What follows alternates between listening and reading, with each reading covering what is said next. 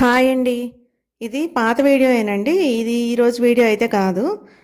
సరే పెట్టడం అయితే మర్చిపోతున్నాను. సరే ఉంది గదా! ఈరోజు ఎలాగో ముక్కోడి ఏకాదశే కదా అని చెప్పి ఈరోజైతే ఈ వీడియో పెడుతున్నానండి. ఆవుని, దూడని శుభ్రంగా కడిగి వాటికి పసుపు రాసి బొట్లయితే పెట్టామండి.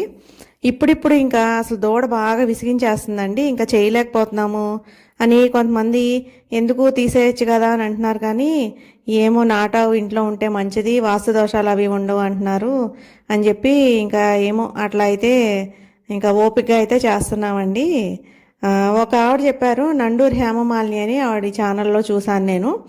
నాటావుల్ని పోషించే వాళ్ళని ఎంకరేజ్ చేయండి. ఎక్కడైనా ఇది గోశాలలు అవి ఉంటాయి కదా, ఆ గోశాల దగ్గరికి వెళ్ళి పాలు అవి కొని తెచ్చుకోండి అని చెప్పి ఆవిడ చెప్తున్నారు. కానీ అట్లా ఏముండదండి. నేను గోశాల దగ్గరికి వెళ్ళినప్పుడు చూసా, చాలామంది చక్కగా లైన్లో నుంచొని లీటర్ 80 రూపాయలకైనా పోయించుకుంటున్నారు. అదే మనకి పల్లెటూరులో అయితే అబ్బా ఆవు పాల